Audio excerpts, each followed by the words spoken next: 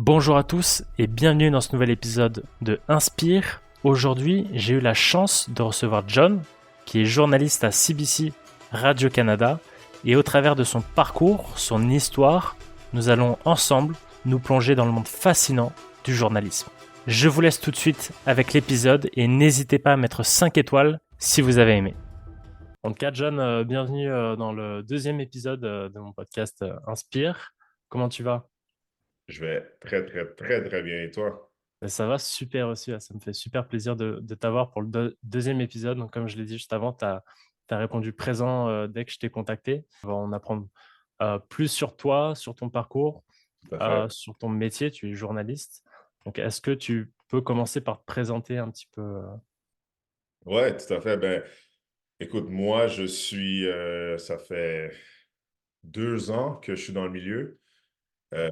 Si on recule un peu, je suis né à Montréal, je suis montréalais, mais je suis d'origine camerounaise.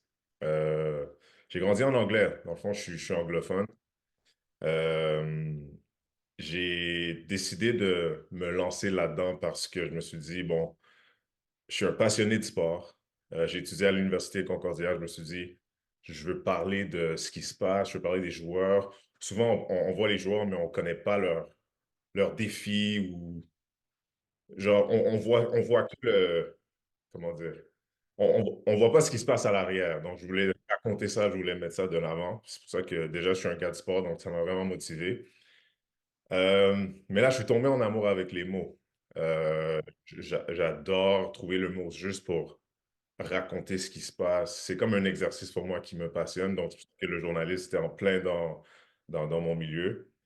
Euh, c'est ça, j'ai étudié à l'Université Concordia. J'ai vraiment fait mes premiers pas dans le métier quand j'ai été pris pour la bourse de diversité à la presse. Donc, c'est là que j'ai vu c'était quoi. C'est un énorme média, la presse. J'ai vraiment été mis là-dedans. C'est comme si ça m'a ouvert les yeux parce que j'étais encore aux études. Donc, j'ai commencé mes études à Concordia en 2018. Là, j'ai eu la bourse en 2021. C'était vers la fin de mon parcours universitaire. Et c'était une bourse de diversité. Donc, à chaque année, la presse ont des bourses pour la relève.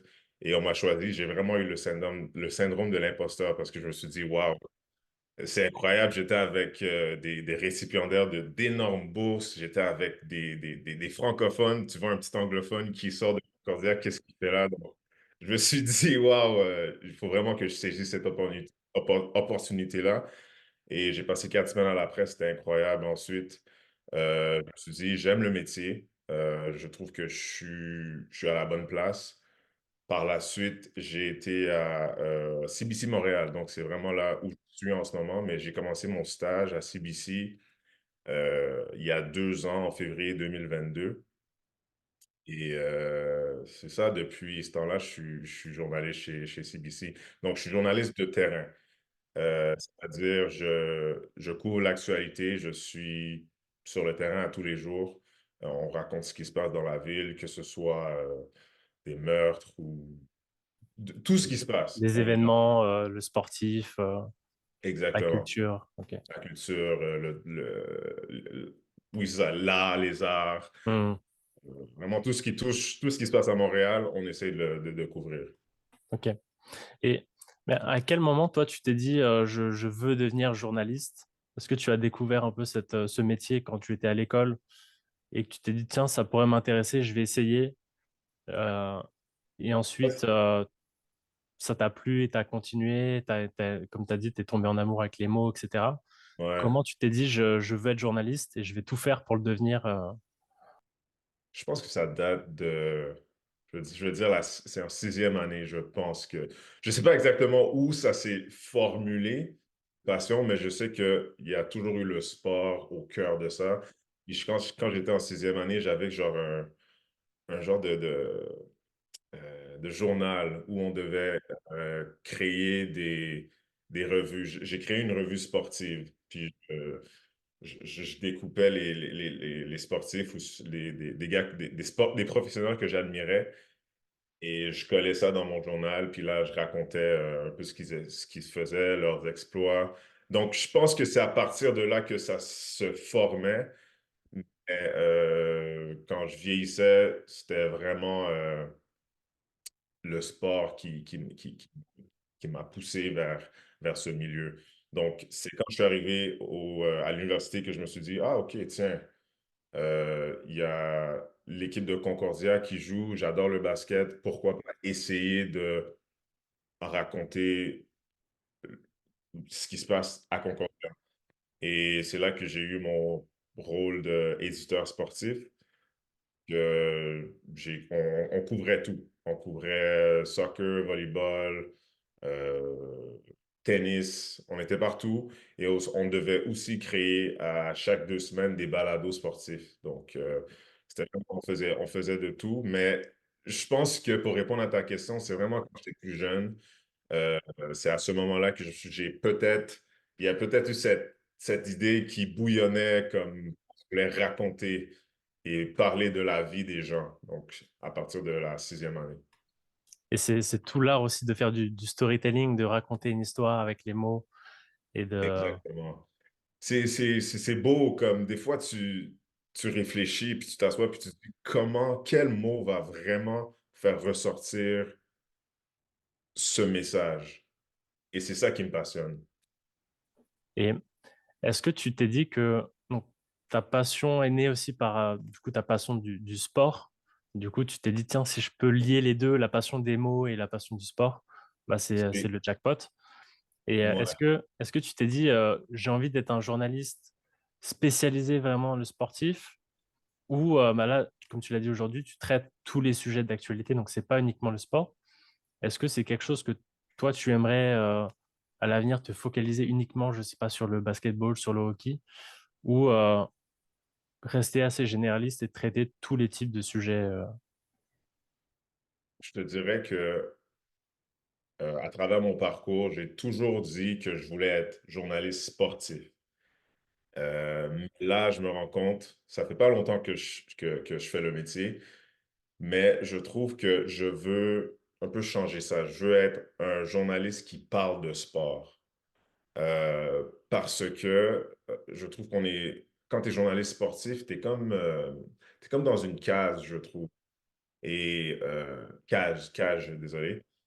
Et je veux vraiment me sortir de ce moule, puis vraiment être quelqu'un de polyvalent, qui peut parler de droit, qui peut parler de politique, qui peut parler de tous les différents domaines et vraiment être capable de faire ressortir le message. Donc, oui, le sport me passionne, mais je veux pas être journaliste sportif, je veux plutôt être un journaliste qui est passionné par le sport.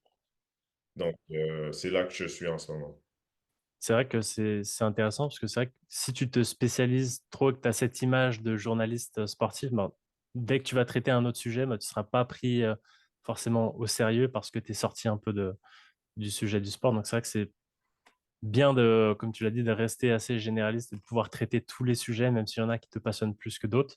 Ouais. Mais ça fait de toi un journaliste du coup complet qui est capable de traiter tous les sujets possibles. Et pour une petite anecdote, mon premier sujet quand j'étais à CBC, c'était le tout premier. Ça fait 2 semaines, j'étais stagiaire. Puis j'ai été jumelé avec un plus vieux journaliste, puis on a fait un gros sujet, un gros dossier de sport. C'était 3 entraîneurs de basketball féminin qui ont été arrêtés parce qu'il y avait des soupçons d'agression d'agression de criminelle oui, c'est ça, agression criminelle de nature d'agression criminelle. Désolé, j'ai un peu mal dit ça, mais on parle de l'école secondaire Saint-Laurent et il y a un programme de basket exceptionnel. Il y a des joueurs qui vont partout aux États-Unis, ont des excellentes carrières. Puis moi, j'ai travaillé sur ce dossier-là, puis on a passé 2 semaines là-dessus. Et je suis vraiment fier de cet article-là parce que non seulement c'était mon premier, mais de deux, j'ai pu parler de sport, mais aussi d'un sujet très sérieux qui touchait beaucoup de personnes et qui a eu d'énormes conséquences sur la vie de beaucoup de gens. Donc, j'étais vraiment fier de ce qu'on a, de Hmm. ce dossier-là. Et comment ça se passe quand tu fais tes premiers pas dans un média là en stage?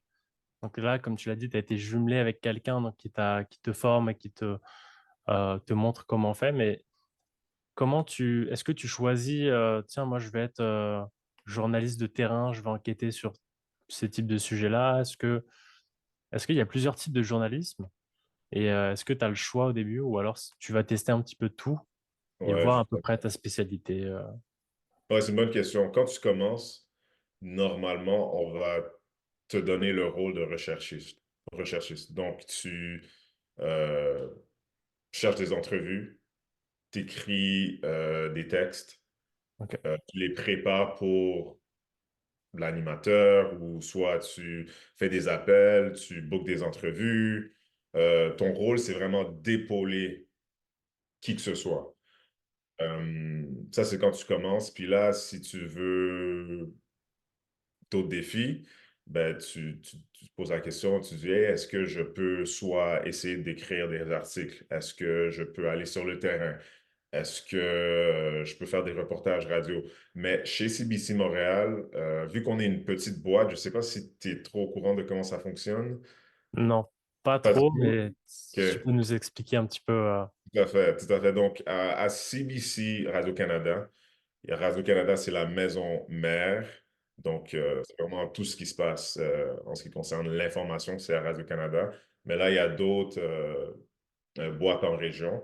Mais ici, vu que on travaille principalement en français, c'est la maison mère, mais chez CBC, on parle en anglais. Donc, on dessert la communauté anglophone. Donc, forcément, on a moins de staff, moins de personnel. Donc, tout ça pour dire que quand tu commences, tu vas être recherchiste, mais tu peux aussi être ce qu'on appelle un broadcast reporter, c'est-à-dire tu fais le journaliste de terrain, tu es sur le terrain, mais tu fais aussi la radio. Donc ça, c'est ce que moi je fais. Je fais des reportages à la télé, mais à la radio aussi. Ok. Donc ça fait des grosses journées et on fait seulement un reportage par jour. Euh, donc, Parce que on a du mal à imaginer la quantité de travail qu'il y a derrière un reportage ou énorme.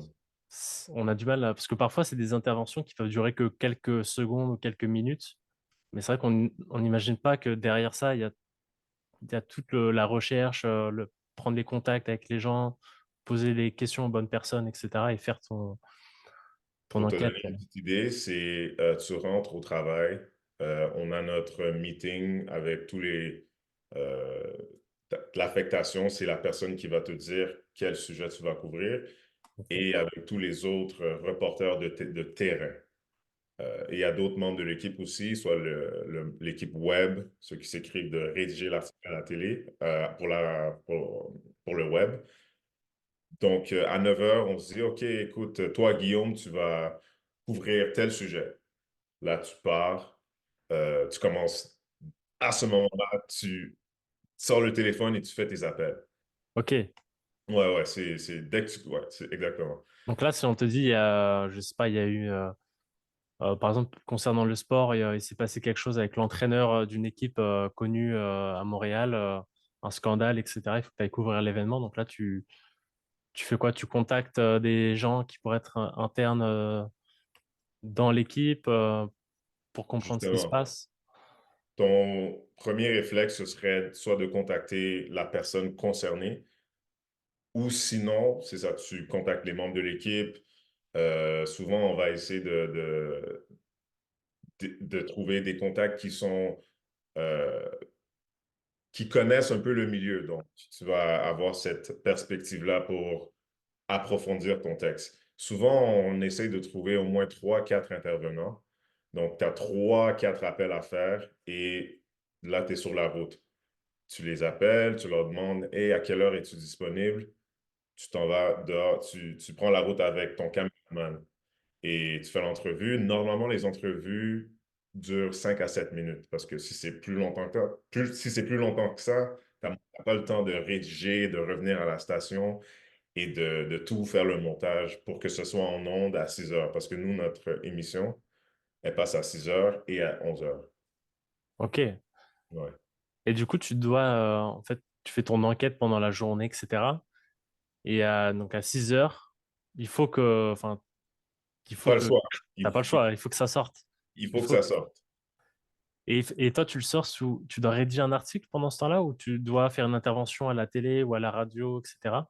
Donc, mais moi, ma journée, c'est donc dès que je planifie mes entrevues, dès qu'elles sont toutes complétées, je reviens à la station. Normalement, je reviens à la station, il est 2 heures. J'ai le temps de préparer mon reportage radio, parce que nous, nos reportages radio sont en ondes vers 3h30 et 4h30.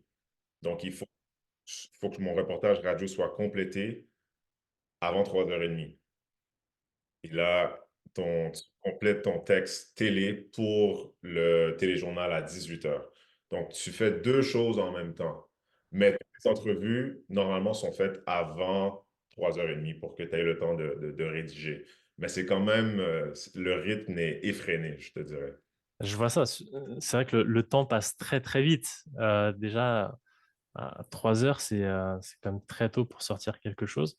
Et est-ce que ça t'est déjà arrivé d'avoir l'info à la dernière minute et de devoir limite improviser sans trop te relire, etc. et d'envoyer C'est sûr que s'il y a un breaking news à la dernière minute, on va tout faire pour s'ajuster à la nouvelle. Mais on essaye en fait, on va jamais en onde avec la mauvaise information. Donc, s'il y a un breaking news, c'est soit donc, un exemple, si je reçois la nouvelle, puis mon reportage a déjà été fait, c'est soit l'animateur qui va venir, il va dire, finalement, il y a eu des nouvelles, on a reçu cette information-là, et voilà ce qui se passe. Sinon, on va me dire, OK, John, fais un petit changement dans ton texte et tu vas passer en onde plus tard. Parce que c'est important justement, c'est la justesse. Il faut être sûr de ce qu'on dit parce qu'il y a beaucoup de personnes qui nous écoutent et c'est le journaliste quand même. Il faut avoir la bonne information. C'est vrai que c'est un métier quand même assez sensible dans le sens où bah, c'est vrai qu'une erreur, ça peut impacter quand même, comme tu l'as dit, beaucoup de personnes. Ça peut impacter aussi l'image du média aussi en général. Et Absolument. suivant aussi la news que c'est, si c'est une news très importante ou non. Euh, et c'est vrai que quand tu as des news extrêmement importantes, est-ce qu'il y a toi, tu rédiges ton texte, etc. Est-ce qu'il y a des gens qui vont checker ce que tu sais, une espèce de double check pour s'assurer qu'il n'y ait pas d'erreur un peu dans le processus? C'est une très bonne question parce que donc, quand on finit de rédiger notre article ou de rédiger notre texte, on envoie ça à ce qu'on appelle réalisatrice ou la personne qui est en charge de faire comment dire, De euh, s'assurer que tout... ça, oui, justement, je veux pas dire c'est la réalisation. Donc, il y a une personne qui va relire les textes de chaque journaliste pour s'assurer que l'information est juste. Et ensuite, soit c'est pour nous, la radio, c'est soit l'animatrice qui va relire le tout, et ensuite, c'est elle qui va euh, te donner le OK. Et pour la télé, c'est ça, c'est la personne, c'est la réalisatrice, et ensuite, là, tu passes en montage avec le monteur. Donc, il y a vraiment une personne qui relie tout avant que ce soit validé. Et par rapport au timing qui est assez serré, comme tu l'as dit, ton premier article, tu l'as fait sur à peu près 2 semaines. Mais est-ce que tu as des articles, par exemple, qui vont te prendre une semaine, 2 semaines à faire, mais tu as aussi tous les reportages que tu dois faire chaque jour. Donc, est-ce que tu dois jouer avec les deux en même temps ou alors, si tu travailles sur un plus gros sujet, eh bien, tu es libre, entre guillemets, pour pas parler d'autres petits sujets pendant la semaine. Ouais, non, on est Non? quand même des êtres humains, donc Ouais. si on te donne un reportage qui va durer plus longtemps, tu ne fais que ça. Puis sinon, c'est des reportages qui doivent être diffusés la même journée. Mais souvent, c'est établi que ce reportage-là, il y aura beaucoup plus de temps de recherche à faire, de booker des intervenants. Donc, on évalue peut-être 2, 3 journées avant que le reportage soit diffusé. Donc, c'est vraiment, c'est du cas par cas. Ça dépend de la nouvelle. Mais je te dirais que le temps, tu fais pas 3 choses en même temps parce que c'est trop pour une personne Ouais, à gérer. ok. Et parce que, parce qu'en fait, le journalisme, il y a la partie. Est-ce qu'il y a des journalistes qui rédigent uniquement des articles, d'autres qui font uniquement des reportages à la télé, d'autres à la radio? Ou alors est-ce que tout le monde est polyvalent et on fait de tout? Ou alors on peut spécialiser sur vraiment un aspect particulier? Je te dirais que dans notre boîte, on a justement ces différentes stations-là. Donc, Hmm, moi, je suis journaliste terrain, ce qu'on appelle broadcast reporter. Donc, je fais télé et radio. Mais il y a des journalistes web qui ne font que du web. Il y a des journalistes il y a des animatrices, il y a des hmm, animateurs. Donc, ça dépend de ton affectation. Mais c'est vrai qu'il y a des fois, si ton sujet, tu es très passionné, hmm, puis tu veux faire tout le travail, tu peux faire les trois. Tu peux faire le volet radio, tu peux faire le volet télé et tu peux faire le volet web. Mais souvent, on va essayer de diviser les tâches pour que ce soit moins encombrant pour tout le monde.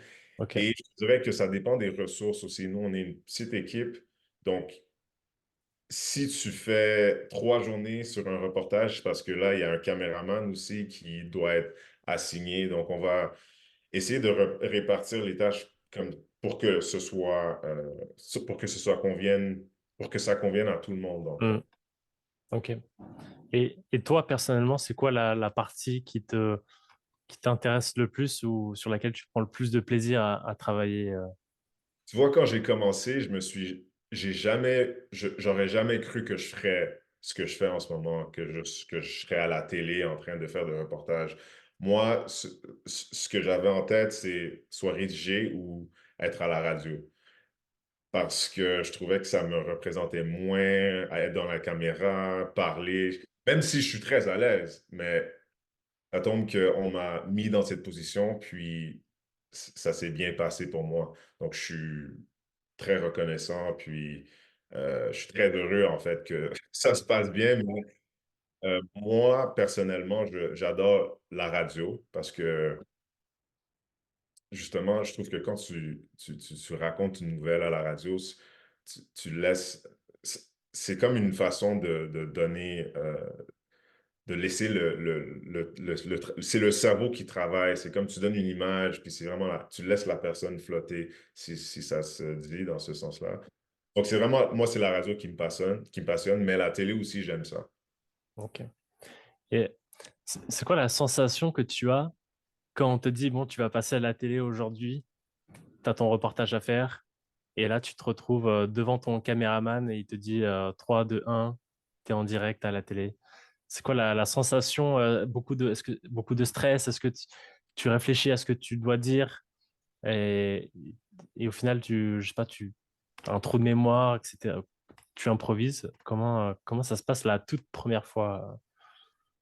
Donc, juste pour pas nuancer, mais te donner plus de contexte, il y a le direct et il y a aussi les reportages. Donc, quand tu fais un direct, c'est vrai que tu as ton caméraman devant toi, tu te prépares, tu as ton micro. Euh, c'est complètement incroyable ce que tu vis. Mais il y a aussi les reportages. Donc, ça, c'est préenregistré. Tu as le temps tu rédiges ton texte, mais tu as aussi le temps de le préparer puis de prendre plusieurs takes. Tandis que le live, comme pour ta question, euh, pour te donner, pour te donner une idée, c'est quoi ta plus grosse crainte? Quand tu es en live? Non, non, mais en général, qu'est-ce qui te fait le plus. C'est quoi, genre, tes craintes, ta peur? C'est quoi ta plus grande peur, admettons? Juste pour te donner une idée de ce que ça représente un live. Ah, la plus grande peur, c'est difficile comme question, mais j'imagine quand tu passes en live, etc., t'as peur de te ridiculiser je sais pas, en live devant le monde entier et qu'en plus ça reste, ce qui passe à la télé reste aussi. Ouais. Ben, c'est justement ça, mais ma question, c'était plus, genre, what's your biggest fear? Hmm. Si te disais ça comme ça, mais multiplie ça fois 10. C'est ce que tu ressens quand tu es en live. Parce Ah que, ouais, ouais, c'est un effet grisant, c'est terrifiant, mais ah ouais. ça se pratique. C'est juste de la pratique. Il faut juste que tu maîtrises l'art de bien raconter ce que tu veux raconter et de savoir où tu t'en vas quand tu racontes la nouvelle. Donc, c'est ça. Tu as ton micro, puis là, il y a la réalisatrice qui te dit, OK, Guillaume, tu es en onde en 3, 2, 1. Boum, là, c'est à toi. Et là, c'est à toi de jouer. Là, t'es tout seul devant la C'est caméra. justement, c'est une question de performance, mais il faut aussi que tu sois t'es quand même journaliste, donc il faut bien que tu racontes ce que tu dis. Mais c'est stressant, je te dirais. C'est une peur. Il faut vraiment le vivre pour comprendre comment c'est quoi. Donc, les lives, j'en ai fait au moins 4 5. Et pour mon premier live, je te dirais, c'est vraiment une histoire incroyable. C'était comme un film. Donc, c'était la Coupe du Monde. Je ne sais pas si tu suis un peu le sport. J'ai vu un peu, je crois que je l'ai vu sur ton LinkedIn, c'était France-Maroc demi-finale, non? Voilà, c'était France-Maroc. Et dis-toi que avant de faire ce live, on m'avait volé le manteau que je portais cette soirée-là. On me l'a presque volé. Ah Ouais, ouais? c'est un film, ouais. Donc, pour te donner un peu plus de contexte, j'étais devant Ah le non. café. Je me pratiquais parce qu'il fallait aussi que je prépare des courts vidéos pour envoyer à l'équipe, pour poster sur Instagram et tout, pour leur donner une petite idée de comment ça se passait dans le café parce que j'étais dans le petit Maghreb. Puis l'ambiance était incroyable. Donc, je me suis mis un peu confort, j'ai déposé mon manteau puis je l'ai mis sur une table. Là, j'étais avec ma collègue, elle me filmait, je racontais ce qui se passait. Ça m'a pris au moins 15 minutes.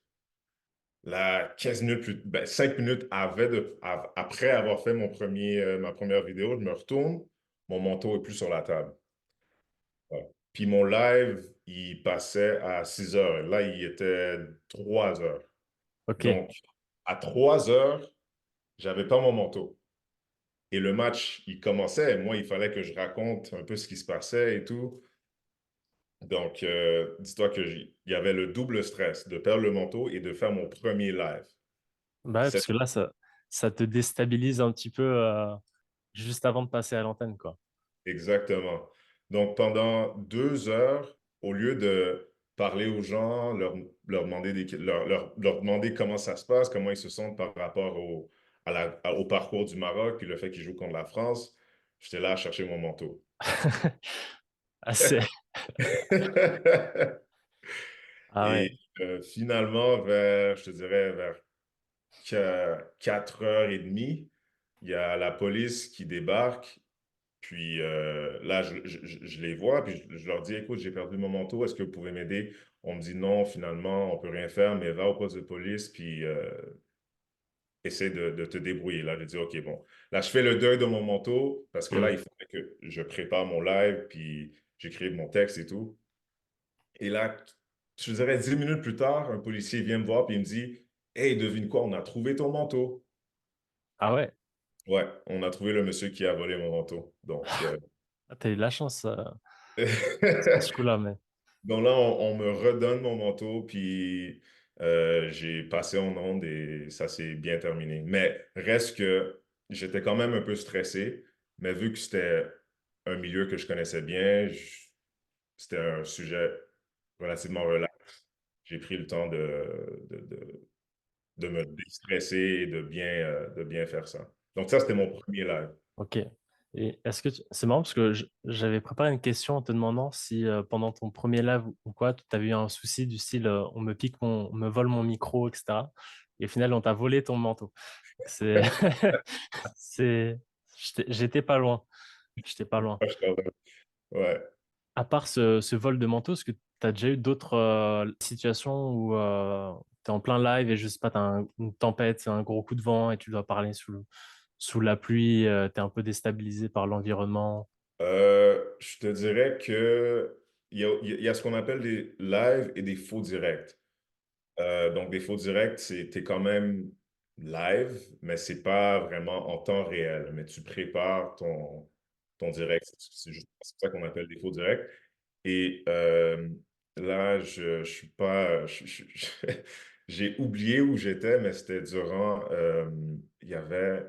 C'est Saint-Roch. C'était à Saint-Roch qu'il y a eu il y a eu un feu dans cette région-là. Ok, Et il faisait très, très froid.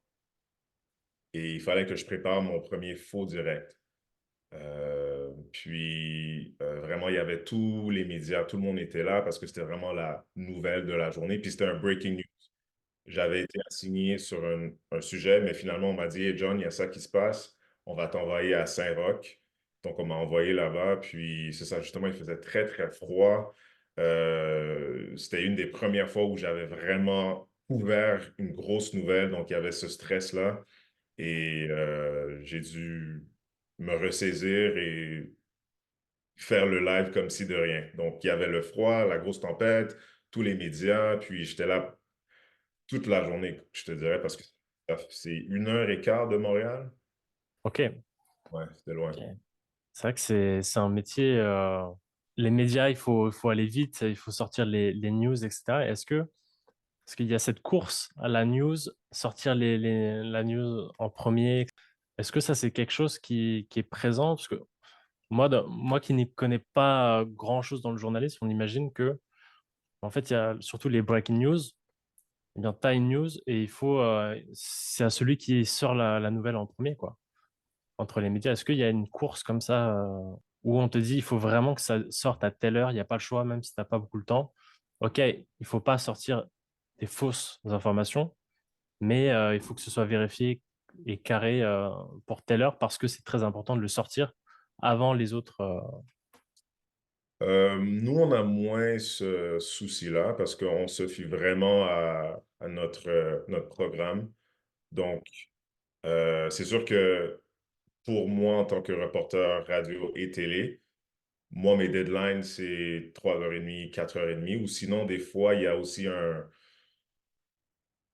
je dirais vers midi, je peux faire un live pour raconter ce qui se passe, mais ça, c'est parce que le téléjournal, le bulletin de radio, il y en a un à midi, 3h30, 4h30, 5h30 et 6h30 aussi.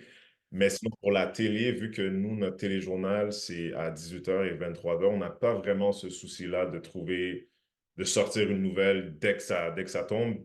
Hmm. Et je comprends ce que tu veux dire. Chez CBC Montréal, c'est pas tant le cas, je dirais. Ok. Et est-ce que le journaliste travaille pas que du lundi au vendredi, il y a aussi des nouvelles qui arrivent le week-end, le soir, la nuit. Est-ce que des fois on t'appelle ou quand il y a des informations importantes qui arrivent, on te dit ce week-end, il faut que tu sois sur le coup. Comment ça se passe, cette gestion un peu de l'emploi du temps, pour les journalistes? C'est Est-ce que tu le sais à l'avance ou ça va dépendre aussi des nouvelles qui arrivent et si tu vas être sur le coup, ben, potentiellement tu vas devoir travailler tel jour et tel jour. nous, nos horaires, ils sortent 2 semaines après. Il y a toujours un décalage de 2 semaines. Donc, on sait quand on travaille, mais quand tu es nouveau, c'est sûr que tu vas travailler les fins de semaine et faire des heures un peu moins stable. Mais c'est sûr que quand tu es journaliste, des fois, si tu crées un bon réseau de contacts, on va te demander, on va te dire, Hey, il y a cet événement qui se passe, est-ce que vous êtes intéressé? Puis on va t'envoyer des courriels. C'est pas un 9 à 5, mais c'est sûr qu'il y a un horaire de 9 à 5, mais des fois, tu peux.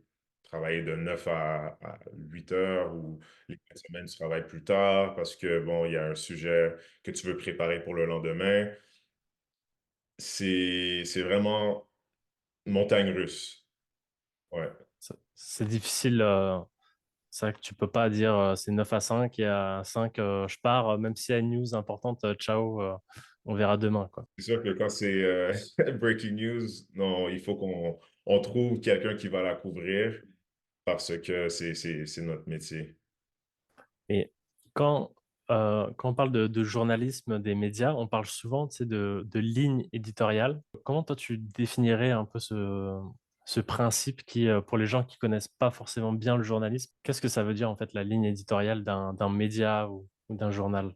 Euh, Est-ce je, que est-ce que c'est une façon de dire on va choisir ces types de sujets-là plutôt que d'autres parce que ça rentre dans notre ligne éditoriale. Mais du coup, ça enlève aussi, et ça va venir avec ma deuxième question, l'impartialité. Comment être impartial quand on choisit les sujets qu'on traite et comment on peut les traiter en toute objectivité, même si on est tous des humains, donc c'est impossible d'être objectif à 100%, mais on peut essayer d'y tendre au maximum. Comment on fait ouais, pour avoir des infos, suivre sa ligne éditoriale, mais tout en étant objectif sur ce qu'on traite c'est une bonne question et je vais essayer Si tu peux je- pas répondre, t'es pas obligé, mais non, c'est ça. Je sais pas, je suis pas certain si je peux répondre à cette question, mais c'est une excellente question, mais je vais m'abstenir juste parce que je sais pas ouais, si ouais, ça je peut comprends. revenir. Donc, Hmm. mais oui, quand on parle de ligne éditoriale, c'est une question il y a cette question de comment on choisit les nouvelles, c'est sûr et certain, mais pour un journaliste qui travaille dans le métier, là, en ce moment, je peux pas me permettre de m'avancer sur ça. Oui, oui, c'est Pour sûr. être, juste pour être. Et, et par rapport à l'impartialité et être objectif, est-ce que même à l'école, est-ce que c'est un sujet qui est important et que tu étudies? Comment tendre à cette objectivité? Comment traiter des sujets? De quelle manière les prendre sans avoir de biais, etc. Est-ce que c'est quelque chose qu'on étudie beaucoup quand on veut devenir journaliste? Ouais, tout à Et fait. où ça change notre perspective de comment on va aborder certains sujets, comment on va les traiter, en essayant de mettre, même si c'est dur parce qu'on est des humains, mettre de côté notre avis personnel. Non, c'est dans les valeurs du journalisme, puis c'est ce qu'on étudie euh, quand on est dans le programme.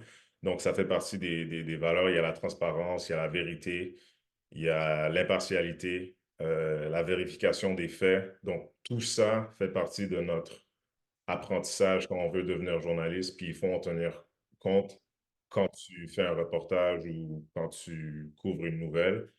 Euh, quand on parle de biais, on est des êtres humains, il y a des biais partout, mais on essaie souvent, c'est pour ça qu'on trouve des angles, puis on trouve des experts et on essaie de avoir une nuance quand on couvre un sujet. Donc, c'est justement, puis on a aussi notre code déontologique, ça rentre dans notre code d'être impartiel quand on couvre une nouvelle. Ça fait partie de notre métier de couvrir la nouvelle en étant impartiel, parce que ça fait partie de notre code déontologique. Mais je ne sais pas à quel point tu veux approfondir là-dessus. Non, non, mais c'était clair comme réponse. Et c'est vrai que c'est quelque chose qui est central dans le journalisme. C'est un peu euh, la base pour être un bon journaliste, il faut être impartial, il faut tendre aussi à être objectif.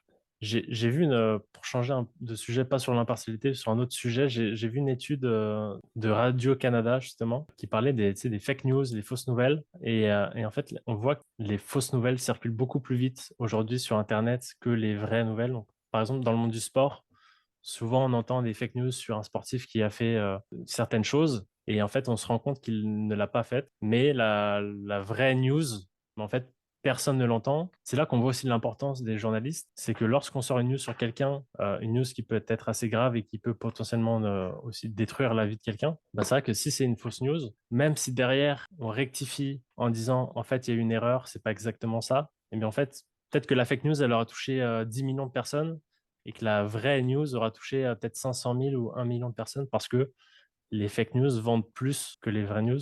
Non, tout à fait. Je sais pas si tu connais l'émission Décrypteur chez Radio-Canada. Mission, c'est de décrypter les fake news sur Ok. Twitter, Instagram, parce qu'il y en a plein, surtout sur Instagram, et là, TikTok. Et il y a beaucoup de sites aussi sur lesquels on peut se fier pour voir si la nouvelle est vraie. Mais il faut avoir les ressources, puis il faut savoir que c'est disponible. Puis souvent, les gens, comme tu dis, ont tendance à croire tout ce qu'ils voient. Et c'est ce fléau-là qui fait mal au métier en ce moment, mais on a des ressources. Donc, il y a les décrypteurs qui font un travail, justement, chez Radio-Canada, on peut se fier sur ça.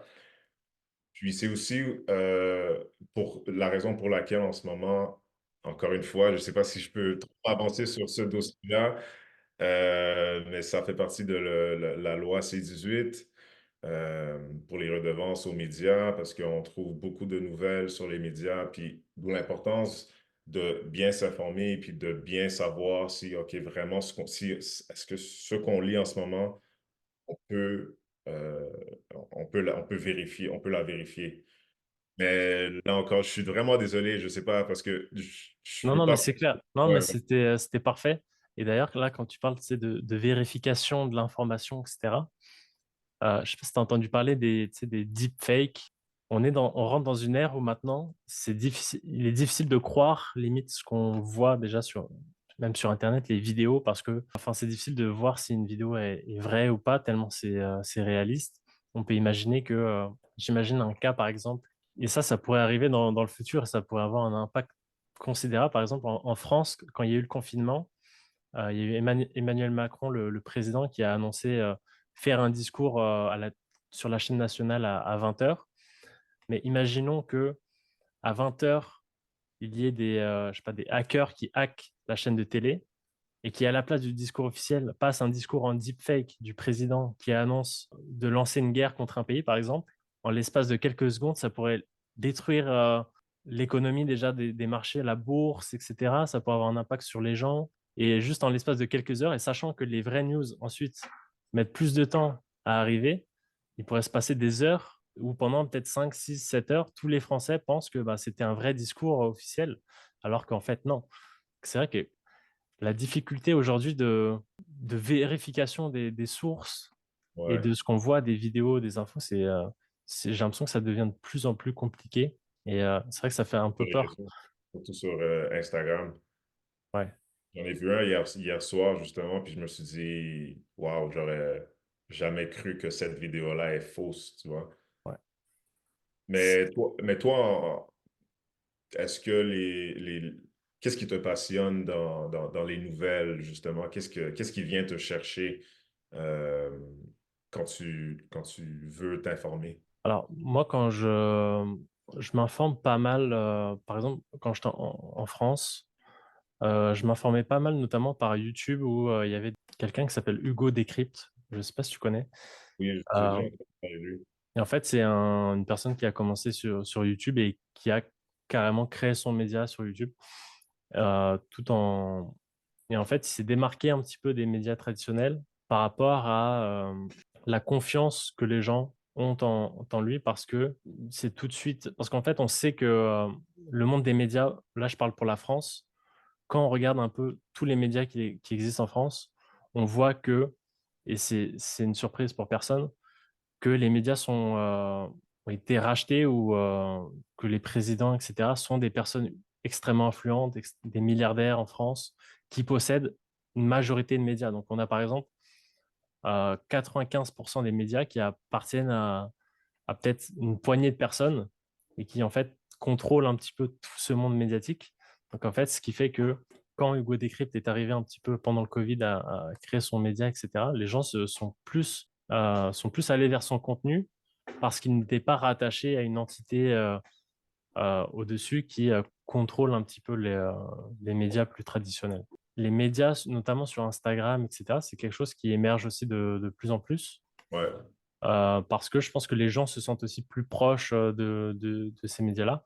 Après, c'est un travail aussi, je pense, pour les médias traditionnels de se mettre à jour, et je pense que même CBC Canada le fait, mais de se rapprocher un peu, de échanger aussi l'image un petit peu des médias, quoi.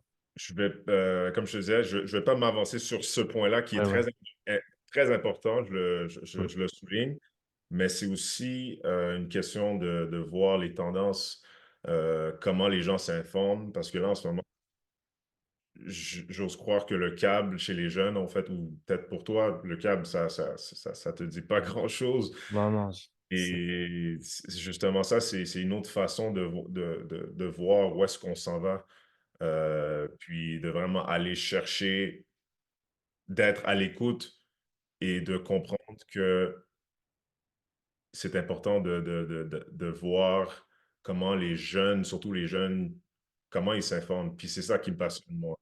D'aller comprendre, OK, qu'est-ce qui accroche ou qu'est-ce qui accroche pas et pourquoi. Et de trouver des solutions à partir de cette piste. c'est vrai qu'il faut trouver des solutions et trouver aussi les mots pour parler à ces personnes-là, et aussi trouver les médias, si c'est la radio, si c'est la télé, si c'est Instagram, pour parler à l'audience. Euh, Parfait. Dernière question, pour finir plus général, j'ai vu une interview de toi, je crois, sur YouTube, où on te posait la question, qu'est-ce que tu recommanderais à un jeune qui veut devenir journaliste? Qu'est-ce que tu lui dirais pour réussir dans ce milieu-là? Mhm. Est-ce qu'il faut travailler dur, work hard? Wow, je savais pas que tu avais trouvé cette vidéo-là, J'ai vu mais cette vidéo-là, ouais. au travail, bravo. Qu'est-ce que je dirais à un jeune? C'est sûr il faut être un, il faut être un travail acharné. Il faut travailler, travailler, travailler, mais surtout de comprendre ce qui nous passionne dans le métier parce que c'est comme un océan. Il y a beaucoup, beaucoup de branches et c'est très facile de se noyer et de pas comprendre pourquoi le journalisme nous interpelle. Donc, je dirais, essayer de cerner ce qu'on aime dans ce métier et rester là-dessus et toujours essayer de se réinventer, essayer de ajouter plus de cordes à son arc parce que notre métier évolue tout le temps. Tous les jours, il y a des nouvelles choses, il y a des nouvelles tendances. Et là, en ce moment, on parlait des jeunes. Les jeunes n'écoutent plus la télé.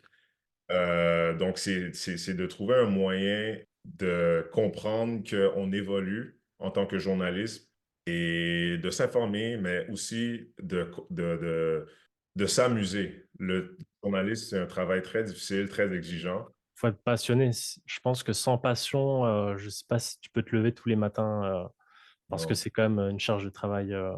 Je pense que si t'as pas l'amour des mots ou la passion, je pense que c'est très difficile, et que c'est difficile de durer, de tenir sur le long terme. Passion, curiosité, surtout curiosité, d'aller creuser. C'est important de comprendre que il faut tout le temps creuser. Puis le journaliste, c'est aussi une question de proposer tes idées. Les gens adorent ça quand tu dis, Hey, j'ai vu telle affaire, ça m'intéresse. Est-ce qu'on peut aller voir ce qui se passe? Si tu as cette mentalité-là, je pense que tu vas réussir, non seulement dans le journalisme, mais aussi dans la vie en général, parce que euh, on va voir que tu es motivé puis tu prends de l'initiative. Donc, je te dirais, c'est les cinq choses. C'est vraiment curiosité, passion et de comprendre. Moi, je te dirais, le plus important, c'est de comprendre ce qui nous motive dans le métier. Parce Hmm. que c'est comme un océan. Ouais. C'est vrai que depuis que j'ai lancé le podcast, j'ai l'impression de devenir journaliste aussi un petit peu, parce que tu dois faire des recherches sur les invités que tu as, en savoir plus sur eux, donc stalker leur profil LinkedIn, checker sur Internet ce qui s'est dit avant, etc. Et c'est vrai que Qu'est-ce c'est un, Ouais. Qu'est-ce qui t'a poussé à m'inviter? En fait, je me suis posé la question de quel type de profil j'aimerais avoir dans le podcast. Et en fait, je me suis dit, ça serait très intéressant de parler à un journaliste. Et en fait, j'ai cherché un peu sur LinkedIn, etc. Je suis tombé sur ton profil et je me suis dit, il a l'air d'avoir une bonne vibes, il a l'air sympa. Et, et j'ai regardé un peu tes posts, des vidéos, etc. Je me suis dit, allez, je vais l'inviter. Peut-être qu'il va accepter. Et au final, tout de suite, tu m'as dit, let's go, let's go. Donc, j'étais assez surpris. Je me suis dit, OK, je vais vraiment interviewer un journaliste. Là, c'est le monde à l'envers. Et, mais c'est un exercice qui est très cool. J'apprécie beaucoup. Et du coup, tu fais ta petite enquête avant, tu prépares un peu tes questions, tu essaies de dérouler au mieux l'échange. C'est vrai c'est un exercice, c'est vraiment un exercice. Et il y a aussi le côté, tu sais, comme tu l'as dit, quand tu as commencé avec le syndrome de l'imposteur, moi, c'est un peu la même chose. Je me suis dit, je suis qui pour déjà prendre une heure de son temps pour lui poser des questions. Donc, il y a la pression de se dire, bah, il faut que ce soit intéressant. Moi, pour moi, ça va être super intéressant, mais il faut aussi que ce soit intéressant pour la personne avec qui je m'entretiens parce que c'est un échange. Et du coup, c'est ça le travail en amont il faut que l'épisode soit intéressant. Donc, c'est vrai que le podcast, moi, personnellement, c'est un exercice qui est très intéressant parce que moi, j'apprends énormément de choses. Tu vois, je suis curieux d'en apprendre plus sur le journalisme. Eh bien, j'ai l'occasion d'en apprendre plus avec toi pendant une heure, à poser toutes les questions que j'ai depuis longtemps, que je voulais poser à un journaliste et que dans ma vie de tous les jours, je n'ai pas forcément l'occasion parce que je rencontre pas des journalistes tous les jours. Et c'est vrai que c'est un exercice qui est super intéressant. Et l'objectif ensuite, c'est de rendre aussi l'exercice intéressant pour les personnes que j'invite pour partager leur histoire, leur parcours, leur vision de leur métier. Et aussi pour les auditeurs, ceux qui vont nous écouter, qu'ils soient à ma place. Si moi j'apprends des choses, je pense qu'il y a beaucoup d'autres personnes qui vont apprendre aussi énormément de choses. Et c'est un exercice qui est plutôt cool. Donc, je te remercie beaucoup en tout cas pour ton temps. Ouais, non, mais merci à toi de l'invitation. Puis le nombre de personnes qui m'ont dit, Waouh, t'es comme le premier journaliste euh, à qui j'ai parlé dans la rue. Il n'y en a pas beaucoup. On est, Vous êtes caché, il faut vous trouver. on est dans ouais, on est dans l'ombre, on est dans l'ombre. Mais écoute, moi, encore une fois, c'est l'art d'interviewer des gens que tu développes et voilà, je t'encourage pleinement dans ton projet personnel. Puis j'espère que j'ai pu te donner une petite aperçu de ce qui se passe en coulisses chez nous, mais je sais il y a C'est compliqué. énormément. Ouais, c'est compliqué parce que je suis là-dedans, puis Puis tu représentes aussi même indirectement ton média, même si c'est en dehors du cadre. Tout ce que tu vas exactement. dire représente ton média. Et ça, je le savais en amont. C'est pour ça que je t'avais dit, t'inquiète pas, on va pas parler de sujets d'actualité. C'est pas l'objectif. Euh, mais en tout cas, je suis satisfait. Tu as pu répondre à toutes les questions que j'avais assez en détail. Donc, même si tu peux pas répondre à tout, évidemment, ce qui est normal quand tu es journaliste en fonction. Mais c'était très cool. J'ai passé un très bon moment. Donc, C'est à toi, Guillaume. Je sais, si tu as d'autres questions, n'hésite pas, mais moi aussi, j'ai apprécié notre discussion cet après-midi. avec plaisir.